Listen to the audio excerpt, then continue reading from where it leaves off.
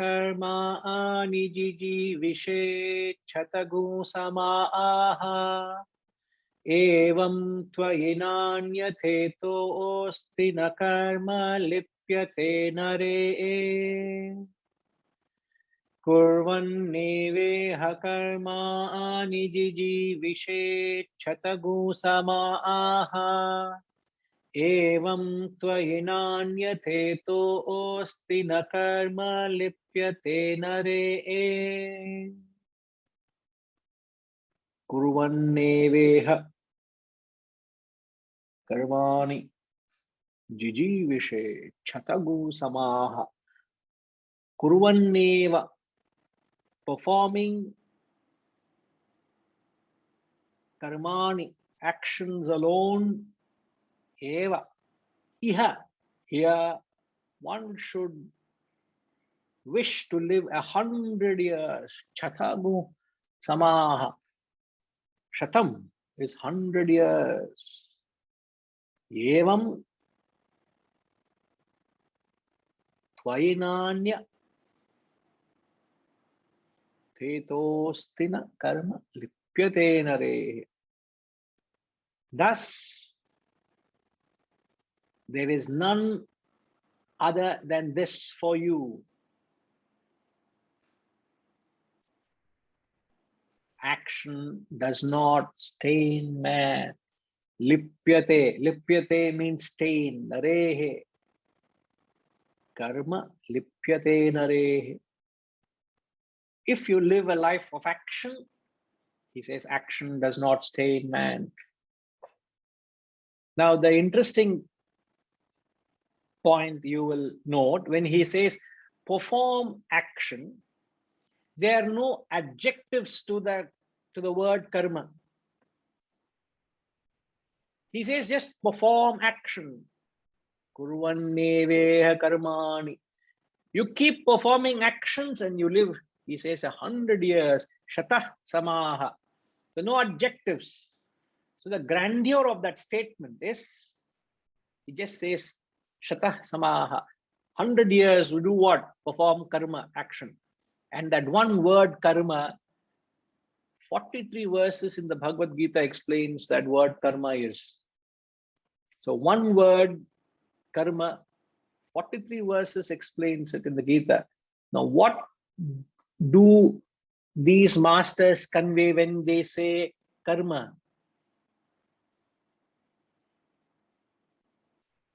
In fact, Ushama,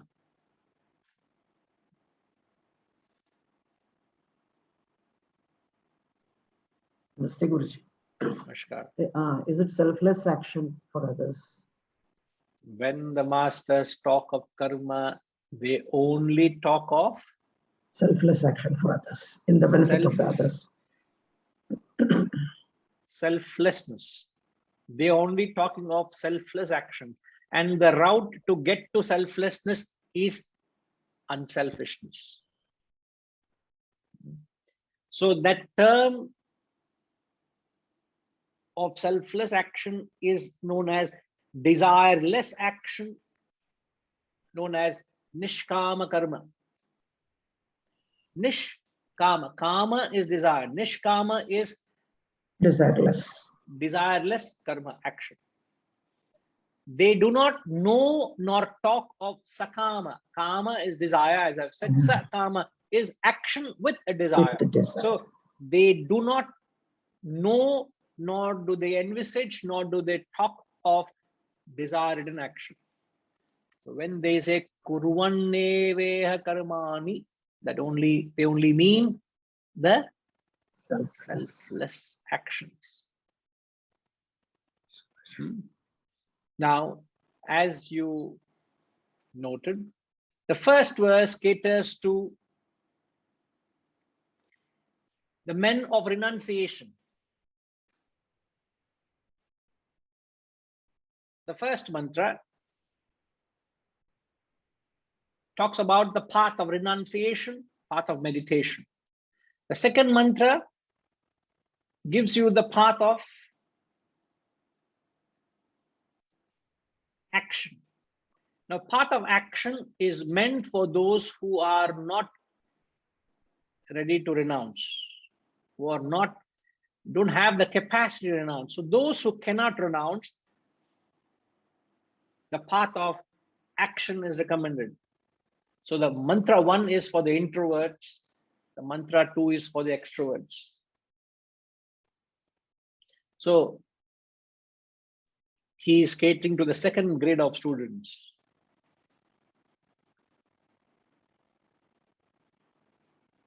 Tvai, the word tvai, kuruvanneveha karmani. Evam tvai. Tvai is for you. So when he says for you, he is talking precisely to those who have people who have got, who are more action oriented. Now my question is, well, what is it that determines whether a person is more inclined towards renunciation or more inclined towards action? I would like to connect with Murliji. Murliji, namaskar. Good to have you in the satsang, sir. Hari Om Guruji. Hari Om, sir. Yeah. So good to have you. The question is, what is it that determines whether a person is inclined towards renunciation or whether a person is inclined towards action?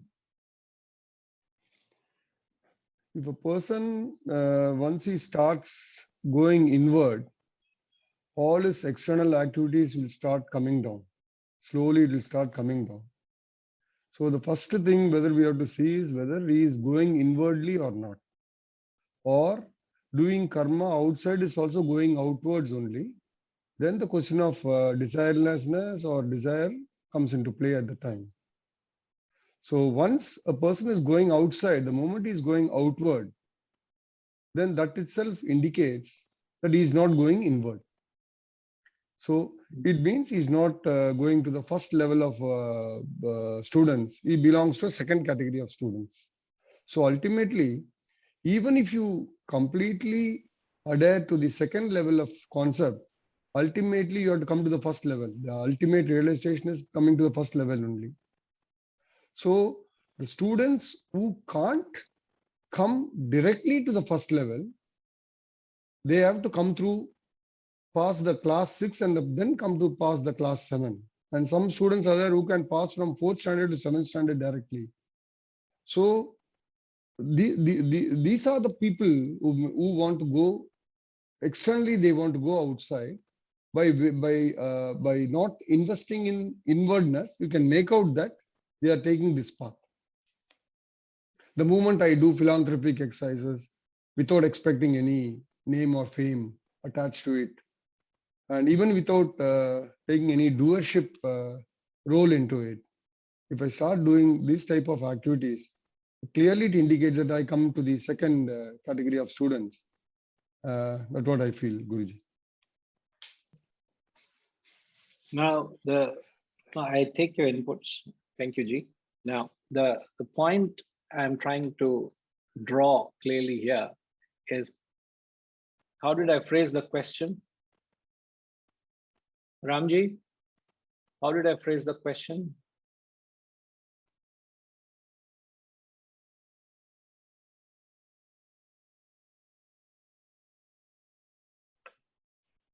Namaste, Guruji.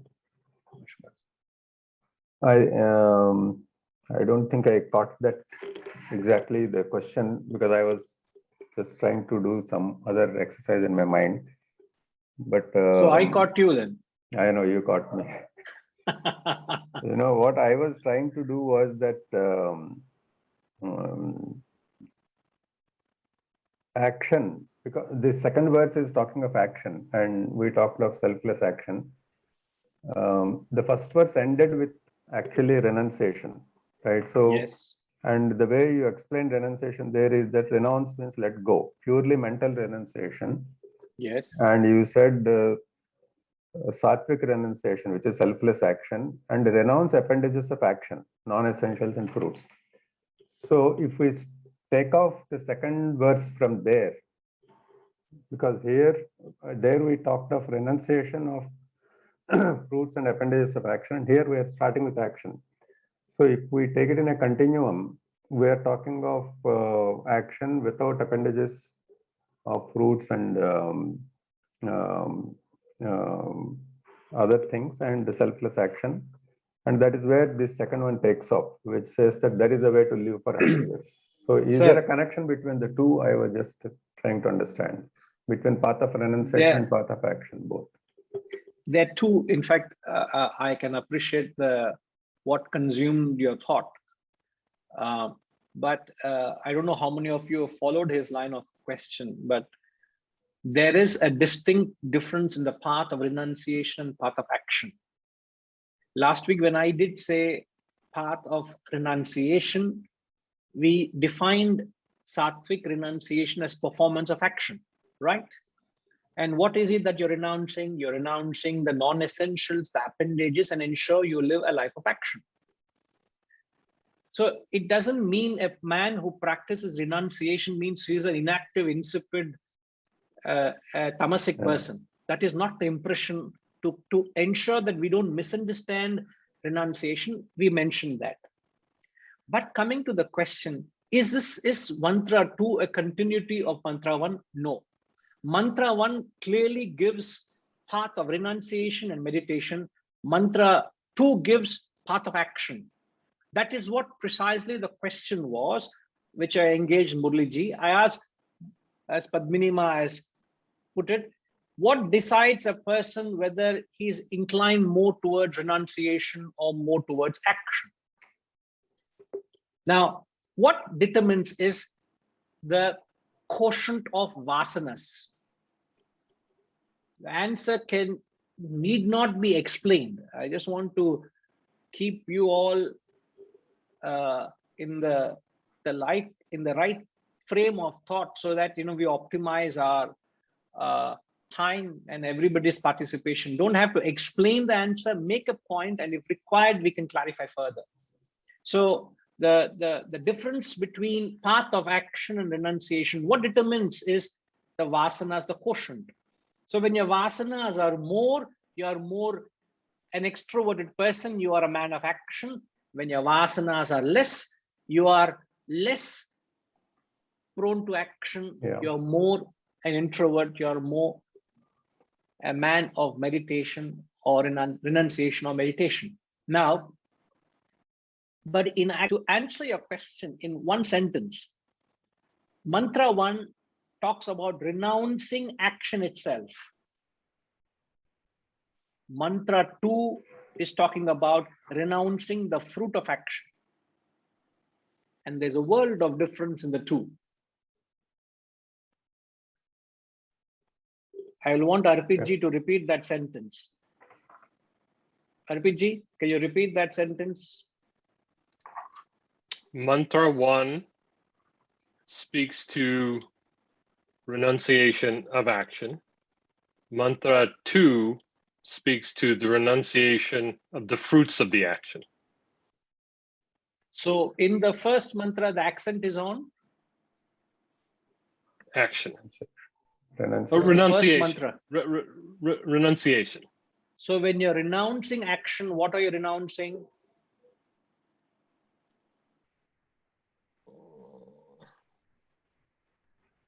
When you're renouncing action, what is it that you're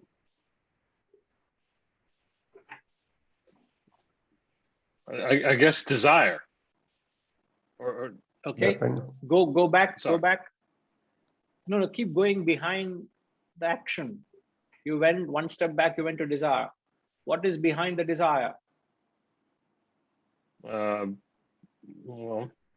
where does desire come vasanas, from? Yeah. Vasanas. So renouncing action means you're renouncing vasana itself. When you have reached such a lofty level, your thoughts are so grand and so mature, you can get rid of a vasana itself. You've let go of it. You have no interest. There is no inclination. There's no value. The second is mantra 2, where you're You have to get into that field because you have a vasana. Having entered that field, you're renouncing the Fruit fruit of action. of the action. Yeah. That's the difference. But you have to do the action, right? Because you're in that field. Why are you in that field?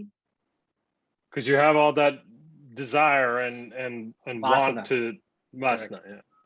Sir, it's like you have a desire or vasana for business, you perform business, you are into the business field. So how do you operate in the field of business? You renounce the fruit of action and you operate. But the fact that you are acting in the field of business is because I have a vasana for business, isn't it? But let's say a person has no vasana for business and he has no vasana for many things. What does it make him? It makes him that much more lighter. It makes him that much more free from the world. Why is he free? Because he has done so much karma in the past, so much sadhana, that he has got rid of all unnecessary desires. He doesn't have the desires and vasanas. So therefore, he can sit quietly, seeing the world running and rushing around him. He doesn't find a need to rush. He doesn't find a need to run. You know, sometimes you just want to know the madness of mankind on a midday. Sorry, on early morning at 8 o'clock, 9 o'clock, you go onto the busy road and just sit quietly and see the rush hour traffic, as they say. Everybody's rushing. And you're sitting quietly. Why are they running, Ramji? To fulfill their desires. To fulfill their desires and vasanas. And why are you not running?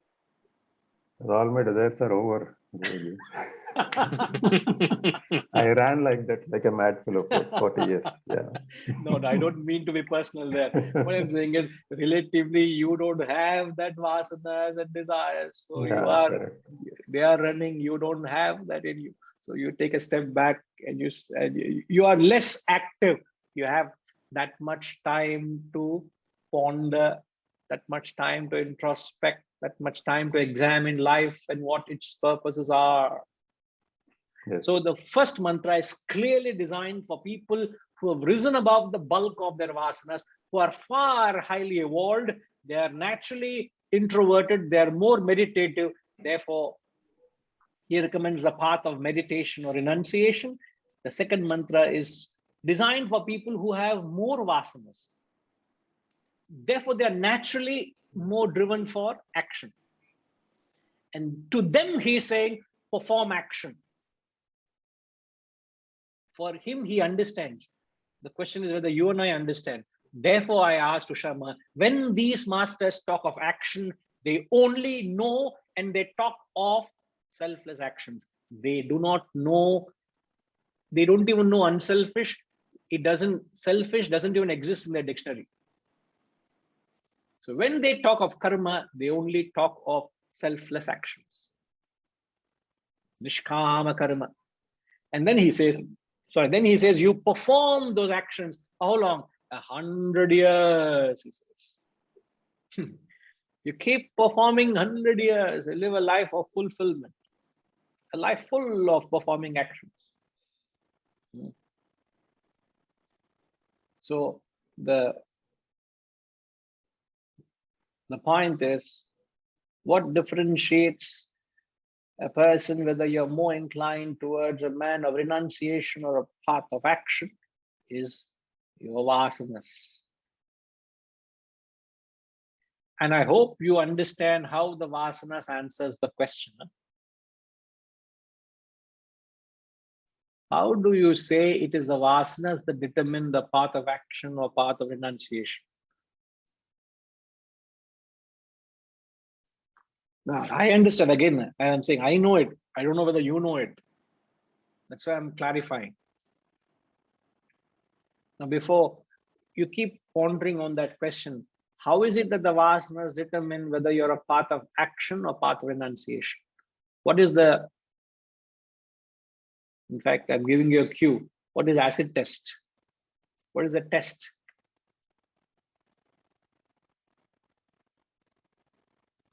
think on that. I'll take what Murliji wants to clarify.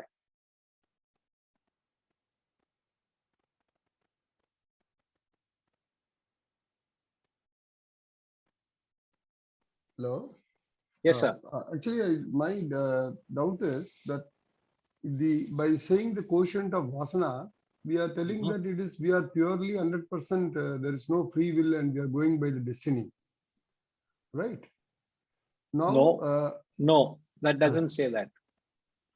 Okay. We're not saying that just because I have X vasanas, I'm destined to be that. I'm not saying that. What it only means is you have your vasanas. That is what you have to deal with. The Right. question is how you operate thereafter is all purushartha, self-effort. Yeah. So my, So if you have a vasana, how do you get rid of the vasana? It requires effort, isn't it? Yeah. And the masters are advocating performing selfless actions as a solution to get rid of the vasanas. Yes. So selfless actions is not easy to perform. So that requires extraordinary effort to get rid of the vasanas. So if my vasanas is destiny, purushartha, the effort is selfless actions. That's a solution to the destiny. I am born with X number of vasanas. Now what do I do with it? He's saying, put on this, get on to the path of selflessness, unselfishness, sacrifice, and then get rid of your vasanas, impurities. Therefore, he says that actions don't incur sin. Na lipyate narehe. No, such karma lipyate lipyate, they don't acquire any stain, means they purify imperfections or impurities. So that's therefore the verse gives us a solution to get rid of the vasanas. My question is on the flip side of the question. My question is, yes, that sir. if because of vasanas or any factor to the matter, we are going for performing the karma. We are going on performing the karma. When I am not going toward the renouncing path and going to the karmic path due to various vasanas or due to any factor, then where is that assurance and where is that possibility is there where I can do after entering into that karma, where I could have gone into the renouncing path itself without going there, I'll come into the karmic path. Where is the assurance that I will render the karma without any desire? In first step itself, I have now taken a different route and coming into a different that route. And after going into that route, and again I have in a position wherein I have to decide whether I have to do the karma with desire or without desire. And it's not like a black and white sort of scenario where it be so many conflicts will come into play at the time. So you have to be, it becomes all the more, is it not the path all the more difficult where you have to deal with so many people and so many things there? That was my query basically. How do you? Murliji, let me understand what you're asking. Yeah. Are you saying if I am being recommended the path of action, Yes.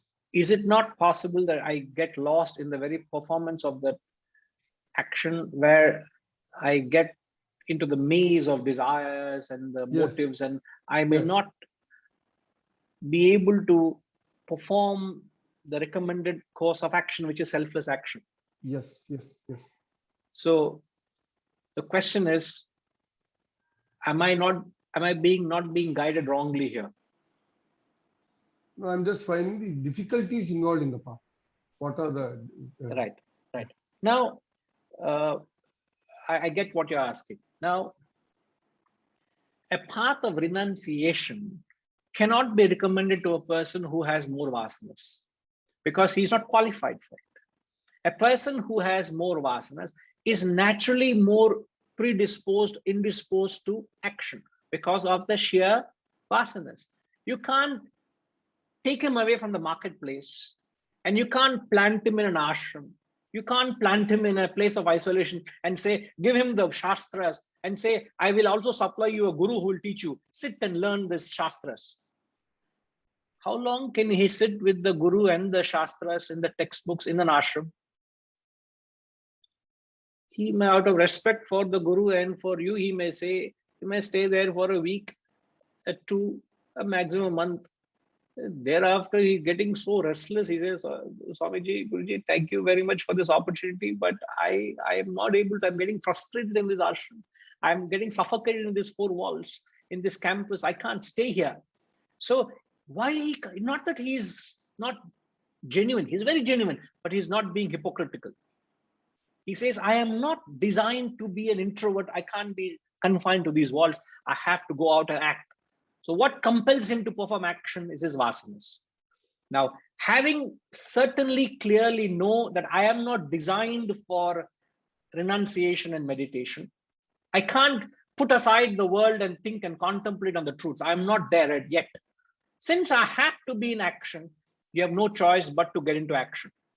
Now, having got into action, how do you perform the action determines by the sattva or the knowledge or the guide given by these gurus and scriptures, where they say, okay, you have to perform action. Now, while you're performing, you must perform that action with a spirit of renunciation.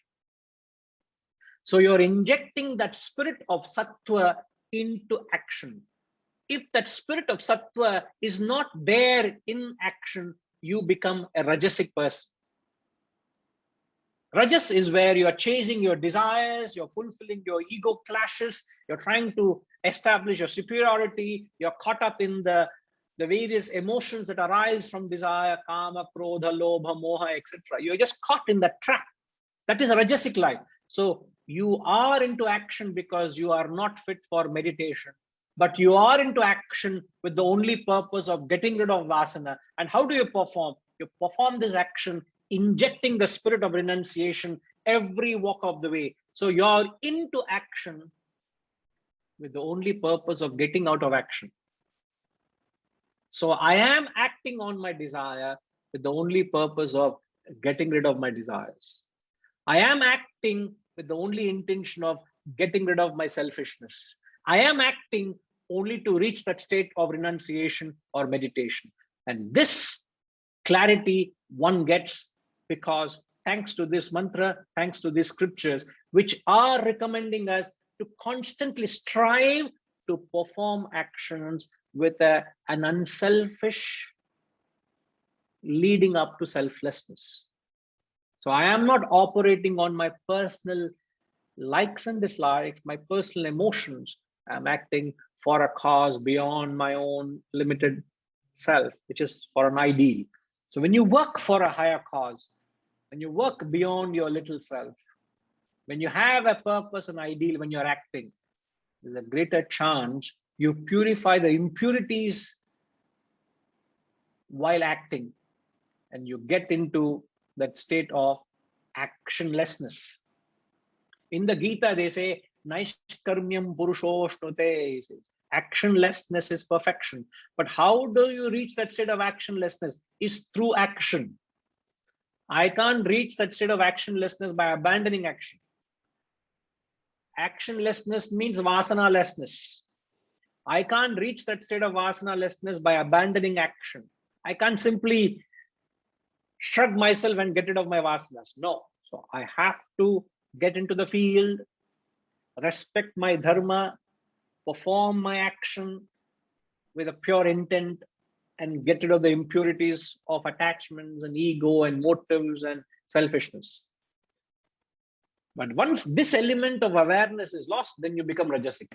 So what the scriptures are suggesting, what this mantra is suggesting is to perform action which is the highest of sattvic nature.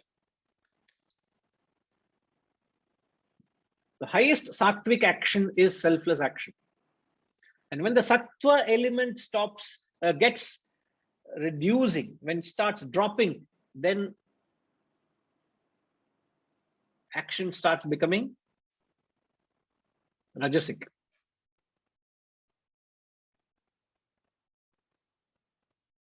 Okay, Murli ji. Right.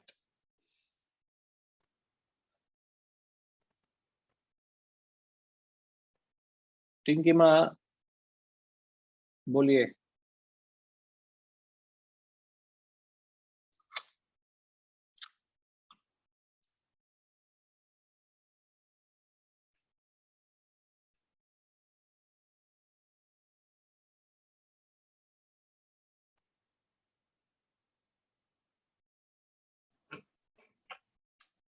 Yes, Ma. Hari Om Guruji. Hari Om. Actually, I had a little confusion about, you had said that karma in the Bhagavad Gita always talks about selfless action. My understanding was that selfless action is only when we are doing anything with self-realization as the goal. Yes. That when we are doing unselfish, when we are doing actions keeping the benefit and the interest of the larger good, then it is unselfish action. So here there was a slight confusion in my mind that desireless action, is it unselfish or selfless? Because even unselfish can be desireless. No? Desireless actions are only selfless actions. Oh. Nishkama Unself- karma. Right. Nishkama karma. Unselfish actions have a motive, have a desire, but the desire is to be unselfish. Okay. You have a desire to serve. Now, this action of me teaching this knowledge can be selfish. I can be doing it to gain something for myself.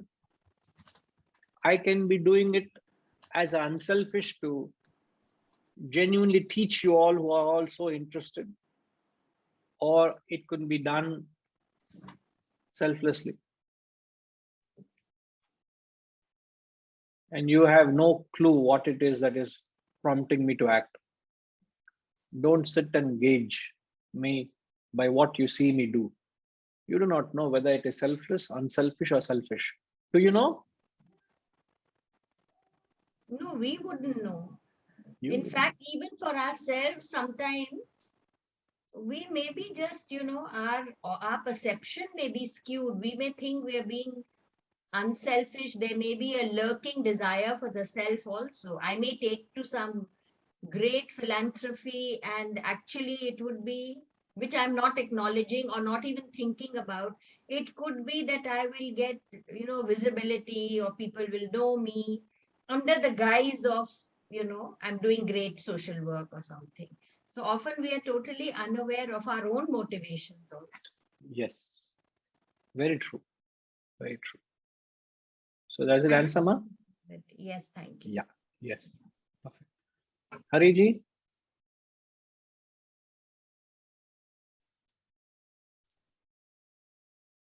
Hari Om. Guruji, this is now when we see verse 1 and verse 2. It is not, is it verse 1 or verse 2, either or verse 2 is only a process of getting into the state of verse 1.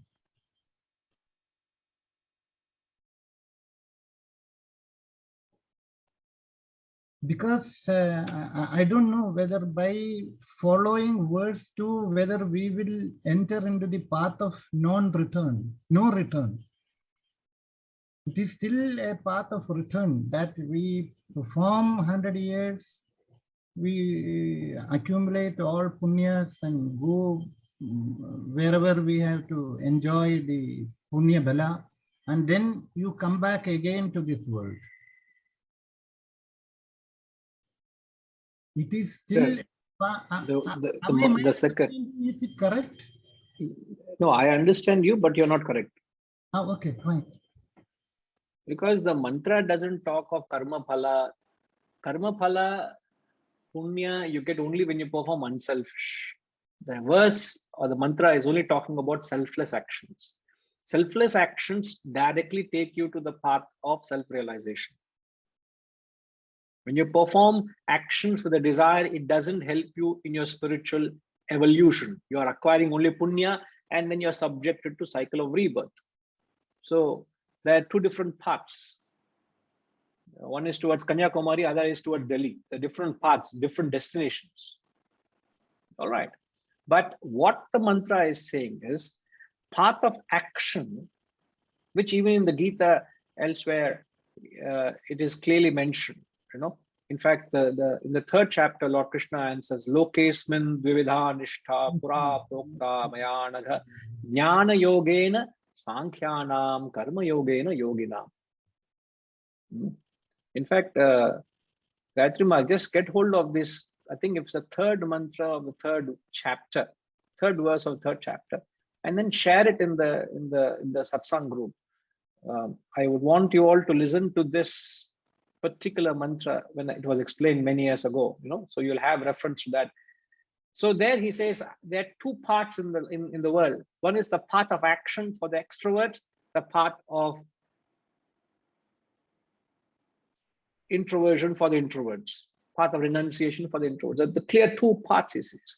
Yeah. And that is determined by the vasanas, as I've said. Now, path of action, when you perform, you get rid of the vasanas and it leads you to path of renunciation. That So is path of action, so mantra 2, if you perform, it takes you to mantra 1. that's okay. Yeah, okay. That's what it is. Yeah. So action removes the stain of vasanas, prepares you to renunciation and meditation. So path of action and path of renunciation are in the same direction. It's the same journey. Path of action is you are little earlier in the journey. Path of renunciation is your advanced state in the same journey, the same road. You're ahead, which you're closer to the destination. So mantra 2 takes me to mantra 1. Mantra 2 takes me to mantra 1. Okay. Now, in a simple example, Lakshmi Ma, let's say self-realization is the destination of Singapore. And there's a train that goes from KL Central to Singapore every day. I can board the train in KL Central. I can board the train in Malacca. I can board the train in Johor Bahru. But the destination is Singapore, the same train. Just for the benefit of everybody, KL Central is in Kuala Lumpur, 500 kilometers, approximately 400 kilometers away from Singapore. So Kuala Lumpur, the KL Central is the starting point. Malacca is 200 kilometers towards away from Singapore. Johor Bahru is 10 kilometers away from Singapore, 20 kilometers away from Singapore. So a person who boards the train in KL Central, will he reach Singapore, Lakshmi Ma?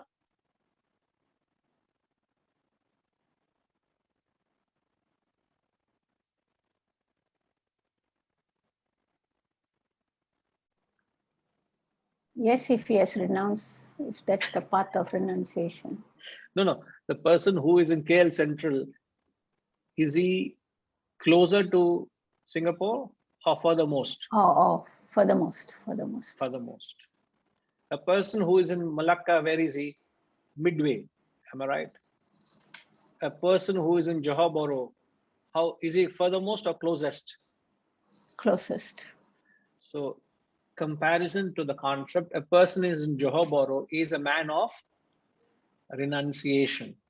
But it can't be a parallel journey, Guruji, because if let's say you're partly action and partly into the meditative stage, you're in Malacca. You're in Malacca. Okay. But Okay. nobody is 100% active. Nobody is 100%. 100% active is you are the beginning, spiritual beginner. But once you have advanced, slowly your mental value for the world keeps dropping, isn't it? You can still continue to be active, but the value drops. So the thoughts and attention has shifted towards the higher. And you become more reflective, more contemplative, even though you're a man of action, you're a woman of action, but still you're more thoughtful. You're more inclined towards study, reflection. Why have you reached that state? Because you have dropped off the vasanas and desires and attachments, the value you gave to many things. You don't have a value for that. So renunciation is a natural progression. And how do you reach that state of renunciation? Is through action. You can't reach that state by abandoning action. So if we are not at that state of renunciation, remember, we got to embrace the principle of action being recommended in the mantra 2. Perform action. Kurvannereha karmani. And you live that 100 years. Means you continue, don't compromise action. You can only reach that. You can only get rid of your vasanas through effort. That's what he means. Without effort, you cannot get rid of your vasanas. Is that why everyone is picking up this knowledge in the later part of their life? Not a rule. Because when for survival, you have to choose the path of action, and then it gets you into this trap into a trap. And then as you're towards retirement, your vasanas drop, I guess, out of choice or out of no choice. I don't know. Just thinking aloud, Guruji. No, I don't think that's the, it can't be a beaten path, please. Huh? It can't be the path recommended. No, not at all. So Ashrama is lovingly advising me something. So we'll hear from her. Ashrama. I didn't advise, I'm asking you. Guruji, namaskar. Guruji. Namaskar. No, the statement in her own words, she says, so Guruji, so let's jump onto the train, even if you are furthermost from the destination. Yeah, so let's board the train. Yeah, isn't that good? Yeah, absolutely. We all, only in the analogy, we are all in the journey. It's just that some of us are in, as we said, in the, maybe we're in the platform, or some of us already in the train, but we are all in the journey. I'm still on the furthermost station, Guruji. No, there's nothing like that. There's an Urdu word for action. It is amal karna. So Lord Krishna says, amal kar, naho be amal. Don't be inactive. Keep performing action. Amal kar, naho be amal. So very nice. Yes. Jumping onto the train. Absolutely. So hum amal karenge ma. Right. Yes. And as usual, we have the closing remarks by Harish ji. He is buying the platform ticket.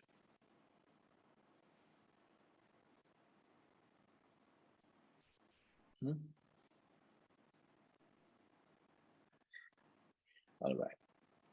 Now we'll come back to this. I give you all a question. Arbiji, what is the question? Remember? Why do you keep asking me? That's what he's thinking. Why do you keep asking me? Huh? No. No. What no? No, I don't remember the question. You don't remember the question. Very, very upright. No nonsense. I don't remember. That's all. You can ask somebody else. Clean bold. Pass. Clean bold. Amitama, what's the question? Remember? Yes, sir. The question was, how does letting go give you more freedom? Whose question? Isn't it? The last week's question. Last week question. Oh, there was a question last week also. I did not know. Oh, isn't that what you're asking? There was a question in the previous class. Ma, that you should have told at the beginning of the class, not at the end of the class. Okay, sorry. No, was there a question we gave ourselves? Then why nobody Yes, pointed for out to me? reflection. Why didn't you all point out to me? Okay, what was that, please? How does letting go give us more freedom? Yeah, I said you all should share your experiences of letting go. Yeah, my God, completely blank. Inna Rajima, why did not remind me? It's Rajima's duty to keep reminding me what is going on in the class. I think we need another week of reflection, sir. No problem. We'll take it up next week. But please, if there's anything, kindly prompt me prior to the class, so we'll take up, the subject matter. But the additional question which I passingly wanted to clarify, in fact, when I was talking to Murliji, I said I will take up his clarification, but I left a question there. Yeah, Reddy Garu.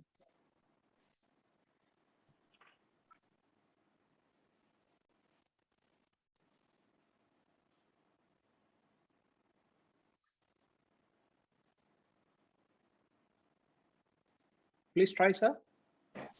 Yeah. Guruji, if I noted down, the question could be, can I make a statement? Please. How do you say vasanas determines whether you are path of action or renunciation? Correct. Precisely. How do you say that vasanas determine whether you're take to path of action or path of renunciation? So what's the explanation to that? So we can get back in next class, Guruji. Yes, sir. No, correct. You were only going to give the question, not the answer, sir. Yes, sir. No, but you're most welcome to give. But we will leave it at that for now, and we'll come back again to the second mantra. But we will take up these two questions. All right. Thank you.